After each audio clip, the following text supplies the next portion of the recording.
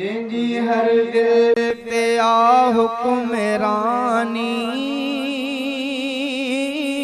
जंहिंजी हर दिल जंहिंजी हर दिल ते आ हुक्मरानी, तंहिंजो नालो मोहम्मद मिठो आ। जंहिंजी हर दिल ते आ हुक्मरानी, जंहिंजी हर दिल ते आ हुक्मरानी, तंहिंजो नालो मोहम्मद मिठो आ। जंहिंजी दुनिया समूरी दीवानी, जंहिंजी दुनिया समूरी दीवानी, तंहिंजो नालो मोहम्मद मिठो आ। जंहिंजी हर दिल ते आ हुक्मरानी, तंहिंजो नालो मोहम्मद मिठो आ। जंहिं सिकंदो रहे साहु सब जो, जंहिंसां रहंदो आहे चाह सब जो, जंहिं सिकंदो रहे साहु सब जो, जंहिंसां रहंदो आहे चाह सब जो। जंहिंजी दिलचस्प हर हिकु निशानी, जंहिंजी दिलचस्प हर हिकु निशानी, तंहिंजो नालो मोहम्मद मिठो आ। जंहिंजी दुनिया समूरी दीवानी, जंहिंजी दुनिया समूरी दीवानी, तंहिंजो नालो मोहम्मद मिठो आ। जंहिंजी हर दिल ते आ हुक्मरानी, तंहिंजो नालो मोहम्मद मिठो आ। जंहिं सजण जो मदीनो वतन आ, जेको जन्नत जो सुहिणो चमन आ।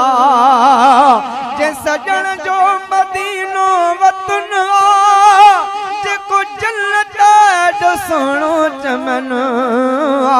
जंहिंते रहमत हले आसमानी, जंहिंते रहमत हले आसमानी, तंहिंजो नालो मोहम्मद मिठो आ।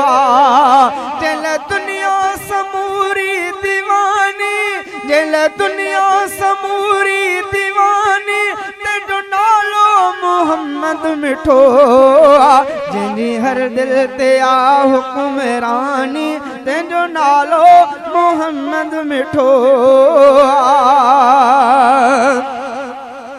जंहिंजी दुनिया ॾींदी आ ग़ुलामी, जंहिं वटि काइनात थिए थी सलामी।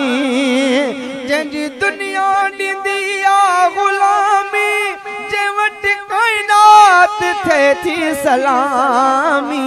जंहिंजी हर को चाहे मीज़बानी, जंहिंजी हर को चाहे मीज़बानी, तंहिंजो नालो मोहम्मद मिठो आ।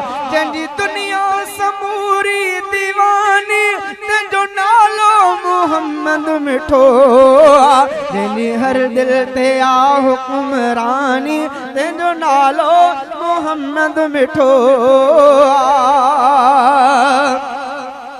रियाज़ा ना तूं लिखां थो उन्हीअ लाइ, ऐं महर पियो सिखां थो उन्हीअ लाइ। रियाज़ा ना तूं लिखां थो उन्हीअ लाइ, ऐं महर पियो सिखां थो उन्हीअ लाइ। जंहिंते राज़ी रहे थो रबानी, जंहिंते राज़ी रहे थो रबानी, तंहिंजो नालो मोहम्मद मिठो आ। जंहिंजी हर दिल ते आ हुक्मरानी, तंहिंजो नालो मोहम्मद मिठो आ।